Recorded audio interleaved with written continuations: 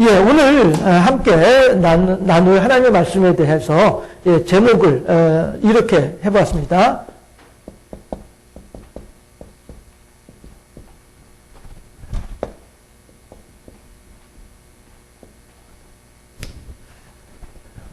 에베네셀의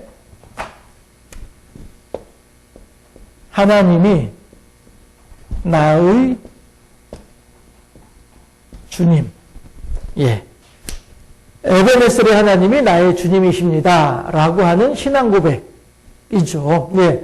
오늘 우리들은 함께 이 하나님의 말씀을 생각을 해볼 때에 이 주제에 맞추어서 하나님의 말씀이 어떠한지를 한번 살펴보도록 하겠습니다. 그런데 여러분들, 제가 그 말씀을 여러분들한테 드린 적이 있었어요. 요 사무엘서가 시작되기 직전에 사사기가 있죠. 사사기, 룻기, 사무엘서 이렇게 되잖아요. 사무엘상하 이렇게 되잖아요. 그랬을 때에 이 사사기의 역사가 어떠하냐라고 하는 것입니다. 했을 때에 우선 사사기를 중심으로 볼 때에 여기에 이제 룻기가 들어가긴 합니다만은 룻기는 이 역사적으로 보았을 때는 그다지 이렇게 비중 있는, 역사적으로 보았을 때 비중 있는 그런 곳은 아니니까 룻기는 빼고 사사기 다음에 사무엘의 시대가 이제 온단 말이죠. 사무엘의 시대는, 그래서 제가 지난번에 뭐라고 말씀드렸습니까? 사사의 시대가 마무리되고 왕정 시대가 열리는 때가 사무엘의 때였다라고 했잖아요. 그렇죠? 사사기의 종말, 사사기의 끝, 그 다음에 왕정, 임금이 다스리는 왕정 시작. 이것이 이제 사무엘이에요. 그럼 제가 이제 사사기 앞에 빈 공간을 놓아두었죠. 이 빈 공간은 뭐냐 하면은 정복기예요. 정복기 하게 되면은 여호수아이지요. 여호수아가 마치 우리나라에서 6.25 전쟁 때 메가더 장군이 이끄는 연합군이 유엔 연합군이 인천 상륙작전을 펼치죠. 그래서 이렇게 이제 우리나라 땅이 이렇게 이제 있다고 한다면 그 부산만 이제 남아 있는 상태고 다 이제 북한 공산군에게 점령당한 상태에서 부산만 이제 겨우 남아가지고서 있었는데, 인천 상륙작전을 펼쳐가지고 그 유엔군이 우선 중간을 딱 잘라내죠.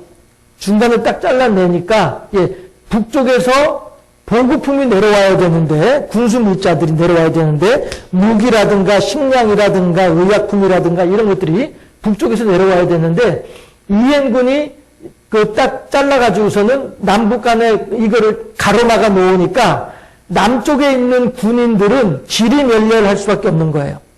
그렇게 해서 남쪽에 있는 군인들이 이제 멸절하다시피 하고, 그러면서 또 한편으로 이제 북쪽으로 치고 올라가면서 이제 압록강 너머까지 이제 그 몰아내는 이런 작전을 이제 펼쳤던 것이 인천 상륙작전이었었거든요. 이런 것처럼 여호수아는 우리나라의 역사에서는 서쪽에서 동쪽으로 공격을 했지만은, 여호수아는 도리어 반대로 이걸 이제 우리나라로 생각하지 말고 가나안 땅이라고 생각합시다. 그러면은 여호수아는 도리어 요단강을 건너서 쭉 가로질러요. 여기가 지중해예요. 이것이 이제 가나안 땅이라고 본다면은, 우리나라가 아니라 가나안 땅이라고 본다면은 여기가 이제 광야, 사막이고요. 여기가 지중해예요. 그러면은 여호수아는 이렇게 들어와가지고 여기에서 끝까지 갔다가 그 다음에 남쪽을 정복하고 그 다음에 북쪽을 정복하고, 이렇게 이제 여호수아는 정복 전쟁을 이렇게 수행을 하게 됩니다. 할 때에 물론 이 정복 전쟁뿐 아니라 광야 시대, 광야 생활을 할 때에도 마찬가지고요. 이 이스라엘 사람들은 여호와의 강한 능력, 펴신 팔과 갑자기 제 그 성경 구절이 예, 아무튼 전에 하나님의 그 강하신 능력으로 이들은 그 체험을 하는 거예요. 하나님의 임재의 체험, 하나님께서 우리들과 함께하고 계시는 체험, 임마누엘의 체험을 임마누엘의 하나님을, 임마누엘을 늘 체험을 하면서 살았던 사람들이 여호수아를 중심으로 하는 정복기에 모세를 중심으로 하는 광야 생활과 여호수아를 중심으로 하는 정복기에 늘 경험하는 것이 임마누엘이었었어요. 해서 잠잘 때에는 하나님의 돌보심으로 편안하고 일어나서 싸울 때는 하나님의 은혜로 승리하고 이러한 하나님께서 늘 우리 편이 되어져서 우리들과 함께하고 계시고 우리들에게 승리를 가져다 주시는 이러한 하나님을 늘 경험하는 생활이 이때였었어요. 네. 그랬는데 그럼에도 불구하고 딱 정복전쟁이 끝나고 사사기가 시작되자마자 사람들은 어떤 일이 벌어지느냐 하면은요. 하나님의 은혜로 이제 평화가 이제 이스라엘 사회에 예루살렘 중심으로 하는 가나안 땅에 평화가 이제 깃들기 시작을 해요. 평화가 깃들다 보니 등 따시고 배부르다 보니 그렇죠? 등 따시고 배부르다 보니 사람들이 어떻게 되냐면은 죄를 범하게 되는 거예요. 죄를 범하게 되니까 이게 이제 그 교만하여져서 여기 당장에 죄가 들어온다기보다는 등 따시고 배부르다 보니 사람들이 교만해지고 나태해지는 것이죠. 그렇게 하면서 죄를 범하게 되는 거예요. 죄를 범한다는 것이 뭡니까? 하나님의 뜻을 어그러뜨리는 것이 지지난주에도 하마르티아, 죄의 개념이 무엇인지 하마르티아에 대해서 얘기를 했잖아요. 화살을 쏘는 사람은 정확하게 관역에 맞추어서 화살을 쏘았는데도 불구하고 이놈의 화살이 날아가다가 나 저기 하면 더 정확하게 관역에 맞을 것 같은데 나 관역에 맞기 싫어 하고서 화살이 스스로가 엉뚱한 방향으로 가서 탁 떨어지는 것, 이것이 죄예요. 화살을 쏜 사람은 제대로 쐈음에도 불구하고 이 화살이 날아가면서 내가 쏜 사람의 뜻과는 다르게 엉뚱하게 다른 곳에 가서 박히는 것, 이것이 죄예요. 하나님께서 사람들에게 당신의 선하신 원자의 뜻이 무엇인지 분명히 보여주셨음에도 불구하고, 그래서 우리들은 그 하나님의 뜻에 순종해야만 할 책임과 의무가 있음에도 불구하고 우리들 스스로가 하나님의 뜻에 순종하지 아니하고 엉뚱하게 다른 방향으로 가려고 하는 것, 이것이 죄란 말씀이에요.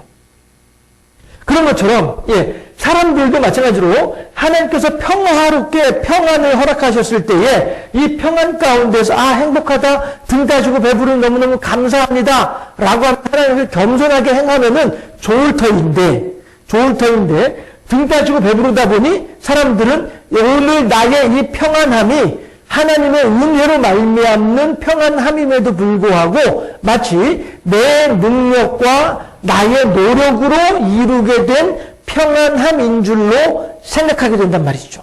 그것이 바로 뭐예요? 교만이 되는 것이죠. 하나님의 자리에 내가 올라앉아 있는 거예요. 해서 하나님께 영광을 돌려드리고 하나님을 경배하고 하나님의 이름을 높여드려야만 할 그곳에 내가 올라앉아 있으면서 이거 가지고 이거면 내가 다 그동안에 힘들게 해가지고 한 거지 뭐. 봐, 내가 얼마나 노력을 많이 했는데 근데 봐봐, 여기 내 고생한 거 보면 있잖아. 내가 이렇게 고생을 해가지고 걸 읽어놓은 거야. 뭔 하나님이야, 내가 다 한 일이지. 이렇게 사람들이 생각한단 말이에요. 교만해지다 보니 자연스럽게 어떻게 돼요? 하나님을 향해서 순종할 줄 모르고 하나님을 향해서 죄를 범하는 상황이 돼버리고 만다는 것이죠. 그렇게 되면 죄를 가지고 있는 상태에서 과연 그 사람이 평안할 수 있겠습니까? 바울도 말하기를 너희들에게 고난이 없으면 사생자라고 해요.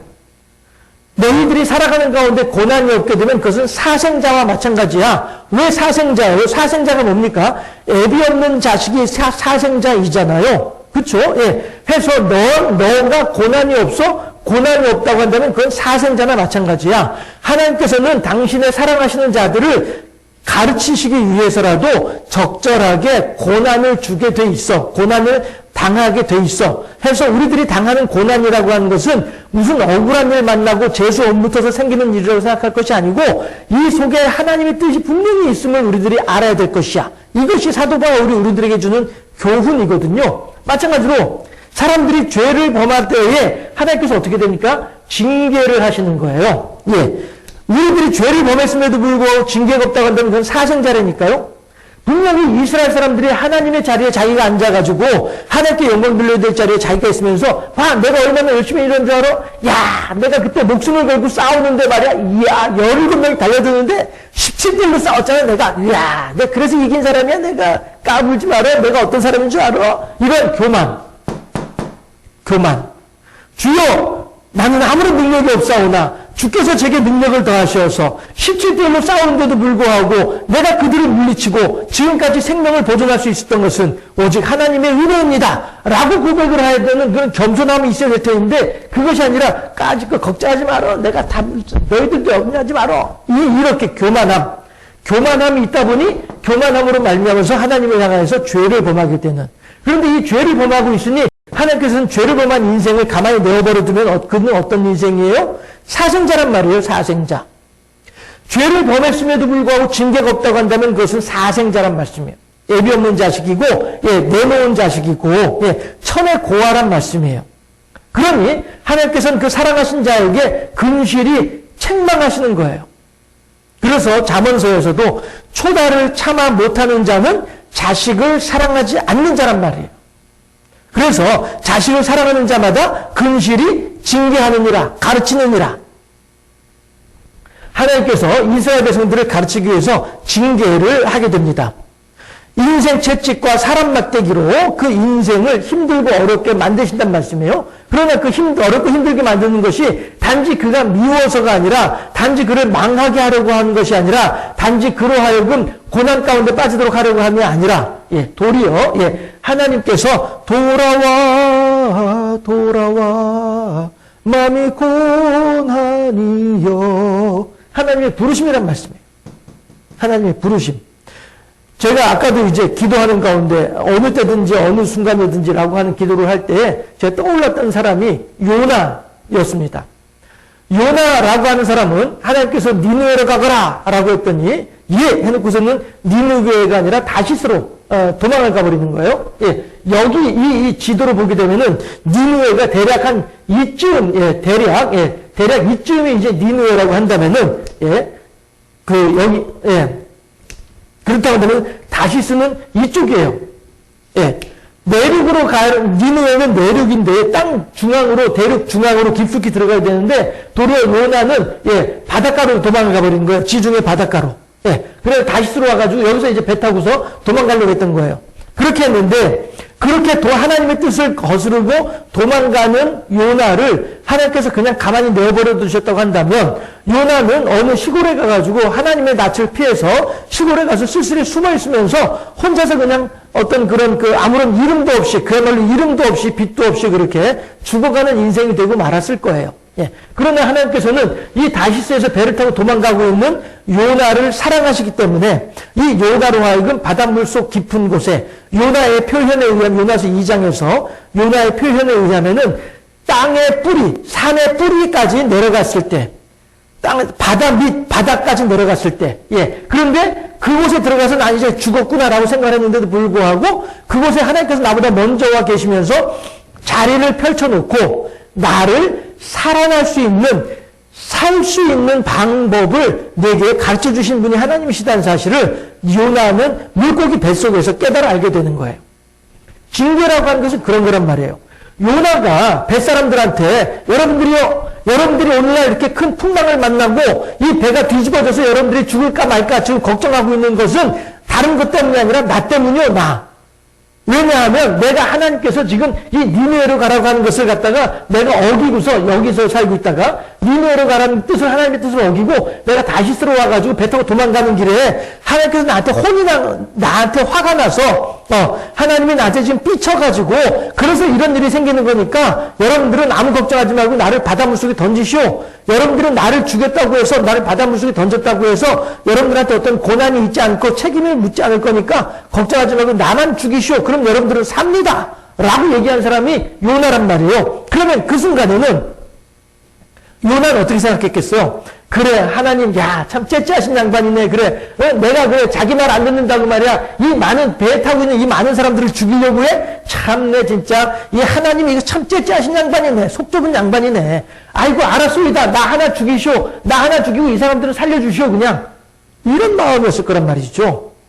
하나님을 향해서 순종하고 충성하고 헌신하고자 하는 마음이 아니라 도리어 하나님을 향해서 불평과 불만이 가득한 그러한 마음이었을 거란 말이에요. 그러니 나를 죽인다 한들 여러분들은 아무런 문제가 없을 테니 나를 바닷물 속에 던지시오 라고 하는 말 속에 그러한 하나님을 향한 불평과 불만의 의미가 들어있는 것이죠. 그걸 어떻게 할 수 있냐면은 그 뒤에 나오는 하나님께서 큰 물고기를 예비하셨더라. 요나가 물고기 뱃속에 들어가가지고 죽지 않고 살아있더라. 물고기 뱃속에 사흘 동안 있는 동안에 요나는 죽을 줄 알고 있었는데 여전히 살아있으니 아하, 하나님께서 나를 죽이려고 하신 하나님이 아니라 나를 살리려는 하나님이셨구나 라고 하는 것을 깨닫게 되는 것이죠. 그게 뭘 통해서요? 징계를 통해서 깨닫게 되는 거란 말이죠. 그러면 다윗이 이 사람 막대기와 인생 채찍으로 사람을 징계하시고 가르치신 하나님이다라고 하는 얘기를 그래서 다윗은 얘기할 수 있는 거예요. 그렇게 징계를 당하게 된단 말이죠. 사사기의 역사로 다시 돌아와서 그 징계라고 하는 것이 결코 하나님이 우리들이 미워서 주는 징계가 아니고 도리어 우리들에게 가르쳐 주시고 우리들을 깨우치려고 하시는 하나님의 뜻이다 라고 하는 것이죠. 그러니까 요나는 물고기 뱃속에 있으면서 내가 산의 뿌리에까지 내려갔다 할지라도 그곳에 나보다 먼저 내려가셔서 자리를 펼치고 나에게 살 길을 열어주신 하나님인 것을 그제서야 알게 되는 거예요. 그러므로 하나님께서 한 번만 더 제게 기회를 주신다면 제가 하나님의 사명을 온전히 감당하겠나이다 라고 고백을 하게 되잖아요. 물고기 뱃속에서 요나의 고백이 바로 그러한 성장과 성숙을 바라시는 거예요. 하나님께서는 회개에 있죠. 해서 그 죄를 짓게 됐을 때 징계는 뭡니까? 많은 주변에 있는 이민족들 하나님께서 이들에게 가시로서 남겨두셨던 이민족들, 이방민족들, 미디안이니, 블레셋이니, 암몬이니, 이러한, 이들이 쳐들어와서 이스라엘 사람들을 괴롭히는 거예요. 그렇게 했을 때에 이 사람들은 하나님을 향해서 회개하면서 부르짖는 것이죠. 주여 죽여주시옵소서 이러면서 말이죠. 우리들도 회개할 때 주여 하면서 말이죠. 회개하는 거예요. 회개할 때 비로소 하나님께서는 사사를 통해서 그 당시에 사사를 통해서 이스라엘 백성들에게 다시 한 번 더 평화를 허락하신 분이 하나님이시더라 라고 하는 거예요. 사사기의 역사는 이것이 계속 순환되고 돌아가는 역사가 사사기의 역사예요.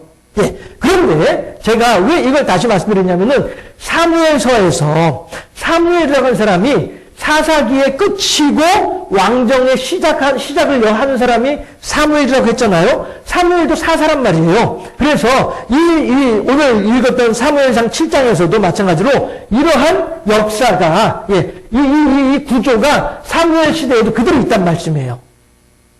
그렇게 해서 생기는 것이 뭐예요? 이 징계로 인하여서 이스라엘 백성들이 징계로 인하여서 그들 어떻게 합니까? 미스바에 모여서 회개하죠. 미스바에 모여서 회개를 할 때에 하나님께서 사무엘과 더불어서 이 군대를 끌어내서 미스바가 어디냐면요. 이거 다시 이제 예루살렘 그 가나안 땅이에요. 가나안 땅이고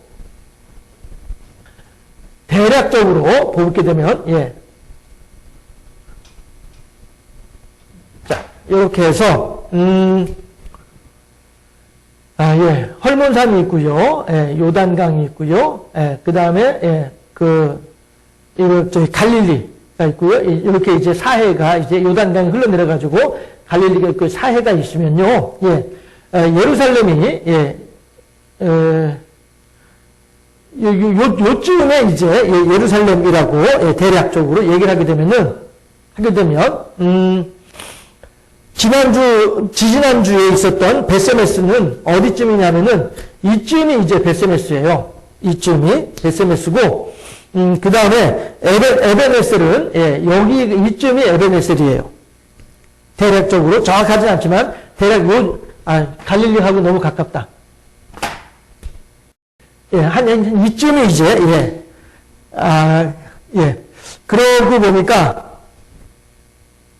아무튼 간에 요렇게 해서 이제 여기가 베세메스고 여기가 이제 여기가 저기 에베네셀이에요. 에베네셀이고 미스바는 이쯤에 있어요. 여기가 예루살렘이면은 여러분들 화면에 얼마만큼이나 구분이 잘 되실지 모르겠지만은 아무튼 이렇게 대략적으로 이렇게 좀 얘기를 해볼 수가 있어요. 대략적으로 해서 블레셋 사람들은 제가 전에도 그런 말씀드렸습니다만은 블레셋 사람들은 이 지중해를 중심으로 하는 해적들이 블레셋의 그 조상이라고 이야기를 해요. 사람들은 그렇게 이야기를 해요. 여기 지중해를 무대로 하는 해적으로 먹고 사는 사람들이 블레셋이라고 이야기들을 해요. 그런 사람들이기 때문에 땅에 내려오더라도 여기가 이제 에베네셀이라고 한다면은 거의 이제 서쪽으로 해변 쪽으로 이 블레셋 사람들을 몰아낸 거예요.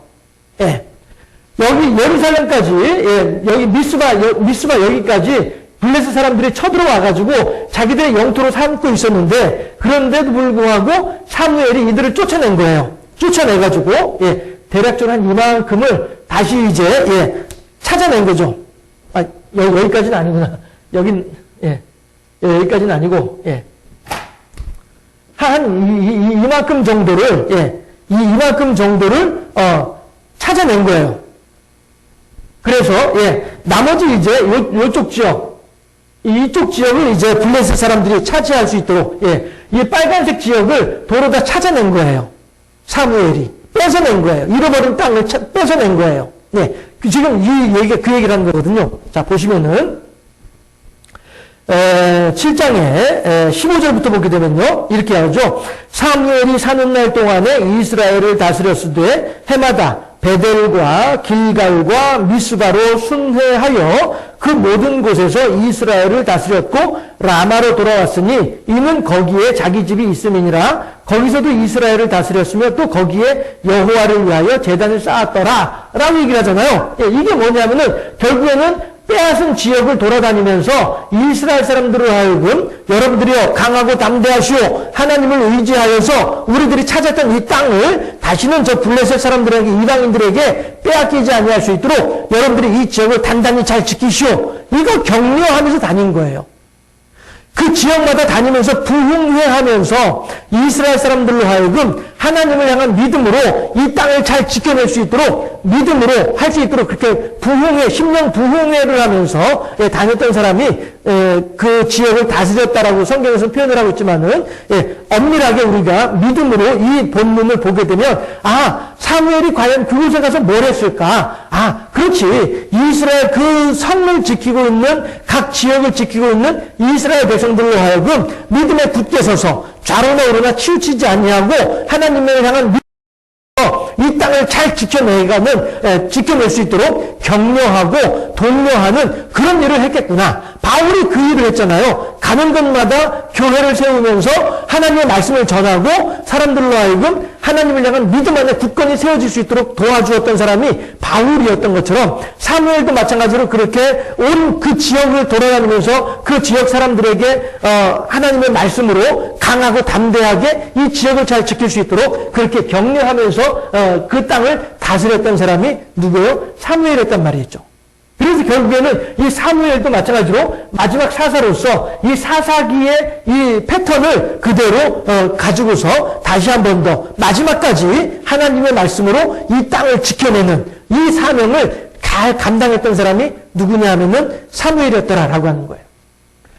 하나님께서 평화를 허락하셨을 때에 등 따시고 배부른 상황이 이루어지게 될 때에 사람들은 교만하여져서 마땅히 하나님께 돌려드릴 영광을 하나님께 돌려드리지 아니하고 자기들이 차지하는 그런 일들을 하게 되더라라고 한 것입니다. 그렇게 했을 때에 그 교만의 결과 사람들은 죄를 범하게 되는 것이고, 그렇게 죄를 범했을 때에 하나님께서는 이들이 엉뚱한 필경은 멸망의 길로 가고 있는 이들에게 올바른 길로 돌아올 수 있도록 하기 위해서 그들에게 징계를 하시는 분이 하나님이시고, 그런 사람들은 이 징계를 당하면서 이방인들의 공격, 이방인들의 괴롭힘이죠. 사사기에서는 이 징계를 당할 때에 사람들은 하나님을 향해서 원망하거나 불평하는 것이 아니라, 아하, 우리들에게 어째서 이런 일이 벌어졌을까? 이유가 무엇일까? 아, 우리가 하나님의 뜻을 어기고 있었구나. 우리가 하나님께 죄를 범하고 있었구나 한 사실을 알고 난 뒤에 회개하고 하나님께 기도하게 될 때에 하나님께서는 그 당시에 사사를 들어서 역사하셔서 다시 이방인들을 쫓아내고 이스라엘 사람들에게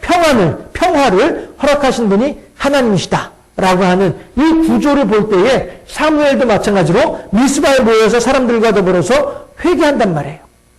미스바에 모여서 여기 미스바에, 여기가 예루살렘이고 여기 미스바에 모여가지고 회개를 하는 거예요. 회개하고 난 뒤에 이스라엘 사람들이 하나님을 같이 막 그 미스바에 모여서 회개하고 기도하고 하는 가운데 성령의 충만함을 덧입고, 그러면 하나님이시오, 우리가 다시 한 번 더 하나님의 뜻을 따라서 떨쳐 일어나서 이 땅을 다시 한 번 회복하겠나이다. 저 하나님을 알지 못하는 자들이 이 땅을 더럽히고 무죄한 자의 피를 흘리고 땅으로 하여금 억울한 일을 당하게 하고 있는 이 상황 속에서 하나님의 창조의 능력을 따라서 우리가 이 땅을 하나님의 이름으로 다시 한 번 회복하겠나이다. 그리고 이곳에 하나님의 생명을 다시 한 번 세우겠나이다. 이러한 결단을 미스바에서 사람들이 하고 난 뒤에 일어나서 와 하고 전쟁을 하니까 이 미스바에서 에베네셀까지 이 넓은 땅을 쫓아가는 거예요. 계속. 그럴 때 블레셋 사람들은 어떻게 해요? 걸음아 날 살려라 하고서 도망을 가기 바쁜 거란 말이죠. 그러면은 이스라엘 사람들은 하나님의 이름으로 승리하는 것이죠.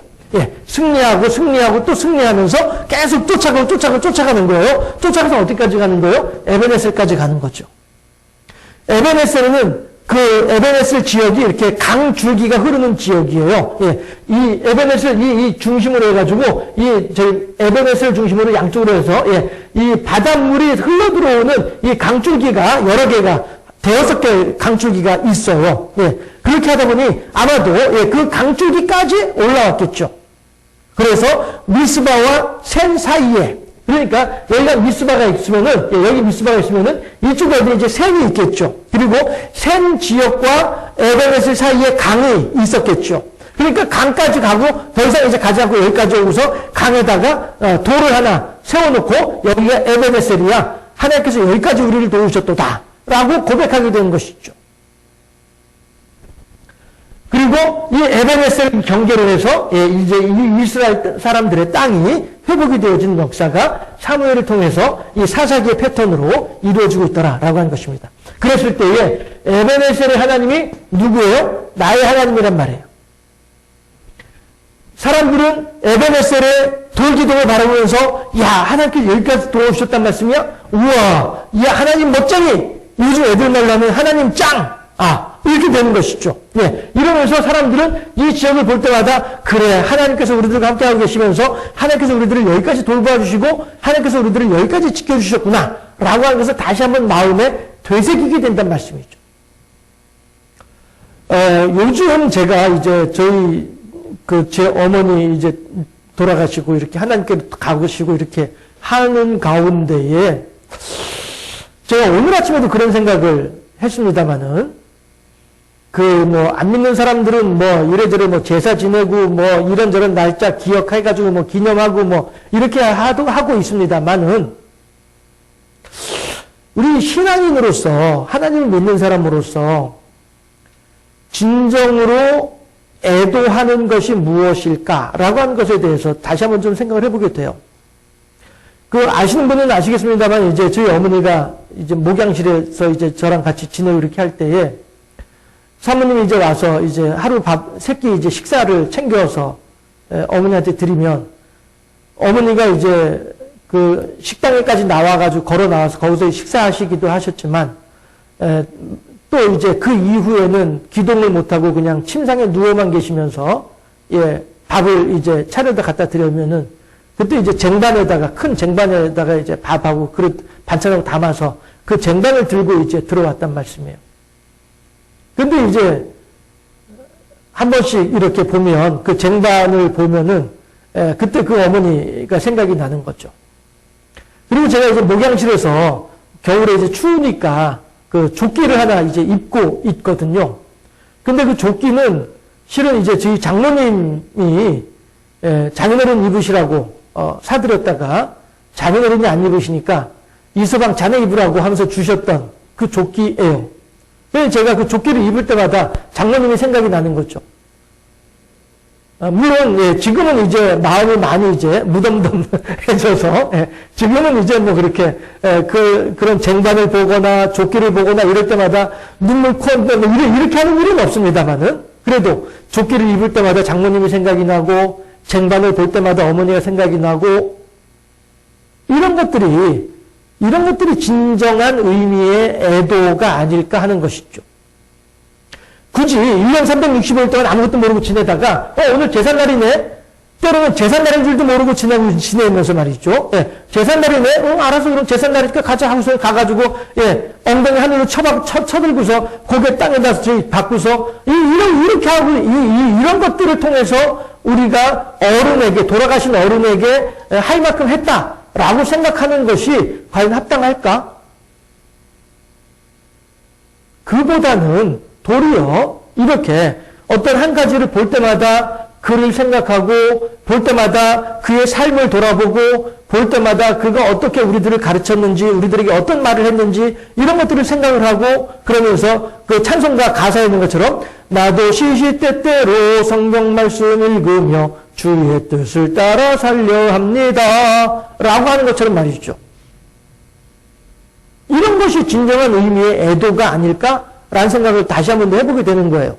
뭐 굳이 뭐 제사상 차려놓고 사람들 다 불러 모아가지고 뭐 이렇게 하는 그런 형식적인 것보다 보다 실질적인 애도, 보다 실질적인 먼저 가신 일을 그리는 의미는 이런 데에 있지 않을까라는 생각을 한 번 더 해보게 되거든요. 왜 제가 이 말씀 드리느냐면은 예, 여기 에벤에셀의 돌을 볼 때마다 사람들은 어떻게 돼요? 그 돌을 볼 때마다 하나님께서 여기까지 우리들을 돌보셨구나. 와, 이 미스바에서 여기 에벤에셀까지, 와, 여기까지 우리가 영토를 확장할 수 있도록 하나님께서 도와주셨네. 에벤에셀의 돌을 볼 때마다 사람들은 그걸 생각하지 않겠냐 하는 거예요. 마찬가지로 이 요단강에도 마찬가지로 예, 요단강에도 제가 이제 여기서 시작할 때 그런 말씀 드린 적이 있었어요. 예. 요단강 이렇게 흐르고 있으면, 아니, 요단강이 아니라,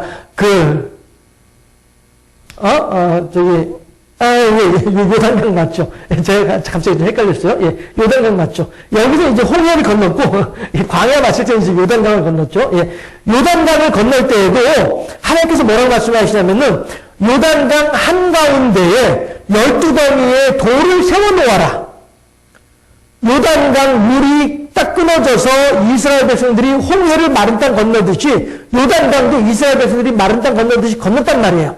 건널 때에 하나님께서 모세에게 뭐라고 말씀하시냐면은 모세야 이 하나님 너 요단강 한가운데에다가 12개의 돌을 세워놓아라.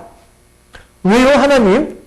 그래야 나중에 후손들이 요단강 한가운데 우뚝 세워져 있는 돌 기둥을 보면서 사람들이 아하 이스라엘 백성들이 요단강을 마른 땅 건너듯이 건넜구나 하는 사실을 알게 될 아 그렇군요 하나님 알겠습니다. 그래서 요단강 한가운데 12개의 돌무더기가 세워지게 되는 거예요. 돌기둥이 세워지게 되는 거예요. 그렇게 했을 때 여호수아는 이스라엘 백성 군인들한테 또 명령을 내리죠. 너희들은 여기다가 돌을 세웠어? 오케이. 그러면은 너희들의 어깨에 돌을 하나씩 또 들고 가거라. 왜요? 가져가. 그래가지고 요단강을 건너왔어요. 길갈에 딱 도착을 했습니다. 길갈에 도착을 하고 나니까 여호수아가 하는 말이 야 너희들 가지고 온 돌무더기 있지? 예. 그거 이 길갈 강변에다가 다 세워놓아라. 그래가지고 요단강 한가운데 12개의 돌기둥이 있고 요단강 서편 길갈 쪽에도 또 12개의 돌기둥이 또 세워져 있는 거예요. 그러니까 대체 이 돌기둥이 뭐예요? 왜 세웠습니까? 하나님께서 우리들에게 이 요단강을 마른 땅 건너듯이 건너게 하셨다는 증거로서 이 돌기둥을 세워놓는 것이다. 아하, 그렇군요. 그러면 사람들은 이제 그 다음에 요단강가 왔다 갔다 지나갈 때마다, 요단 서편 그 광야를 지나갈 때마다 늘 돌무더기를 보면서, 어이구야, 이거 뭐 돌무더기에 돌기둥이 이렇게 여기 세워져 있어? 그것도 12개씩이나? 이걸 왜 그런 거래? 그럼 몰랐어? 뭔데? 하나님께서 예전에 이 이스라엘 백성들로 하여금 이 요단강을 마른 땅 건너듯이 건너게 하셨다는 증거가 이 돌기둥이야. 그래? 그렇구나. 이 돌기둥이 그런 거구나. 이 돌기둥이 어디서 나왔나 했더니 저 요단강 한가운데서 나온 돌기둥이네. 야, 희한하네. 하나님이 이렇게까지 이스라엘 백성들을 도와주셨구나. 알게 되는 거예요. 돌기둥을 통해서. 마찬가지로 에베네셀의 돌기둥을 통해서도 마찬가지로 하나님께서 여기까지 이스라엘 백성들을 도와주셨구나 알게 되는 거란 말씀이죠. 이게 진정한 의미의 영광이고 이것이 진정한 의미의 예배란 말씀이죠. 제가 먼저 하나님께로 가신 분들을 생각을 하면서 쫓기를 보면서 장모님을 생각하고 쟁반을 보면서 어머니를 생각하고 할 때에 단지 그냥 생각하는 데서 그치는 거예요? 아니잖아요. 아하, 내가 지금까지 살아온 일들이 어떤 일이 있었는지에 대해서도 다시 한번 더 생각해보게 되고, 그때 그 어른들이 나한테 뭐라고 말씀하는지에 대해서 다시 생각해보게 되고, 이렇게 되는 것이, 이게 우리들의 삶에서 그분들을 기리는, 그분들을 기념하는 생활이잖아요? 마찬가지로 하나님도 그렇단 말씀이에요. 하나님도 우리들에게 있어서 일주일 내내 우리들과 별거 없이 서로 따로따로 살다가 주일날 교회 와가지고 만나는 이러한 관계가 아니라 1년 365일 동안 일주일 내내 우리들과 함께하고 계시면서 우리들과 함께 동행하시기를 원하시는 분이 하나님이시란 말씀이죠. 마치 제가 시시때때로 어머니를 생각하고 시시때때로 장모님을 생각하고 이렇게 하는 것처럼 하나님께서도 우리들에게 일마다 때마다 우리들에게 나 여기 있어. 너희들 나 좀 기억해야 돼. 알았지? 내가 너희들하고 함께 있는 건 너희들이 잊지 않고 있지? 이것이 하나님께서 우리들에게 원하시는 거란 말이죠. 우리들은 그래서 늘 하나님을 마음속에 새기고 우리들은 늘 하나님을 우리들의 생활 속에 함께하고 계신 분으로 인정하고 우리들이 어떻게 해서든 그분의 뜻을 따라 죄를 범하지 아니하고 죄를 범하지 아니하고 하나님의 뜻에 합당하게 순종하며 헌신하는 삶을 살고자 하는 이러한 신앙생활, 이것을 하나님께서 진정으로 우리들에게 원하신다는 것이죠. 단지 돌을 볼 때마다 그런 생각을 하는 것이 아니라 돌이라고 하는 것은 결국에는 변함없는 든든함, 이러한 반석, 이러한 개념이란 말씀이잖아요. 그렇죠? 해서 우리들이 단지 우리가 에베네셀에 가봐야만이 하나님을 인정하고 에베네셀에 가야만이 하나님의 임재를 경험할 수 있는 것이 아니란 것이죠. 굳이 요단강에 가서 12개의 돌기둥을 보아야만이 하나님의 증거를 삼을 수 있는 건 아니란 말씀이죠. 내가 어느 곳에 있든지 간에 그래 에베네셀에 가면은 하나님의 돌무더기가 돌기둥이 있지 하나님께서 여기까지 우리들을 도와주셨다는 증거야. 맞아. 저 요단 서편 뜰에 가게 되면은 거기 12개의 돌기둥이 들어있지. 그리고 요단강 한가운데도 12개의 돌기둥이 세워져 있고 그것이 왜 그렇지? 하나님께서 우리들을 이렇게 요단강을 마른 땅 건너듯이 건너게 하셨다라고 하는 증거지. 그렇구나. 굳이 가서 보지 않더라도 거기에 그것이 있다고 한 사실을 아는 것만으로도 어떻게 돼요? 하나님께서 우리들과 함께하고 계시다는 사실에 대해서 인정하게 된단 말씀이죠. 에베네셀의 하나님이라고 하는 하나님은 결국에는 예배당 안에만 계신 하나님이 아니고요. 우리들과 함께하고 계신 하나님이란 말씀입니다. 내가 어느 곳에서 무엇을 어떻게 하고 있든지 간에 누구와 더불어서 말이죠. 그렇게 한다 할지라도 우리들의 하나님으로서 그곳에서도 우리들과 함께하고 계시기를 원하시는 분이 하나님이시란 말씀이죠. 근데 우리들은 어떻게 합니까? 때로는 하나님 잠깐만 좀 눈 감고 계세요. 하나님 잠깐만 좀 모른 척하고 계시라니까. 하나님 잠깐만 저 뒤로 좀 계셔보세요. 우리들은 그러고 있잖아요. 이거 나봐. 내가 말이야. 지금 이거 말이야. 신앙 이거 먹으면 다 됐어. 얘가 콱콱 해. 이렇게 우리들은 살아가고 있지 않냐 하는 것이죠. 그러나 그러한 순간조차도 하나님께서는 저 뒤편에서 우리들을 어떻게 해요? 물끄러미 우리들을 사랑스러운 눈으로 우리들을 걱정하고 근심하는 마음으로 우리들을 지켜보고 계신 분이 하나님이십니다. 결국 에베네셀의 하나님이라고 한 하나님은 단지 우리들을 여기까지 도와주신 능력 있는 하나님으로 끝나는 하나님이 아니고요. 그 다음에 우리들의 응답이 필요한 거죠. 에베네셀의 능력을 베풀어 주셨으면 거기에 따른 우리들의 응답이 있어야 되는 것이죠. 우리들의 그 응답은 뭡니까? 영광이란 이름으로. 하나님께 돌려드리는 영광으로 나타나야 되는 것이죠.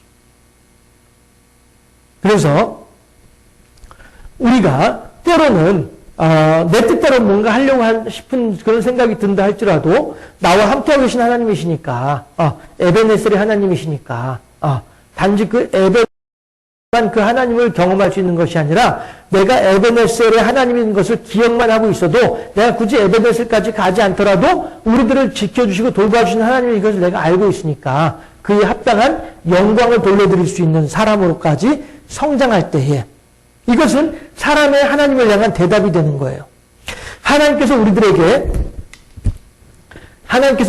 사랑과 자비와 은총을 베풀어 주셨으면 그것에 대해서 우리들의 하나님을 향한 응답, 대답이 뭐냐면은 순종과 영광과 헌신이 된단 말씀이죠.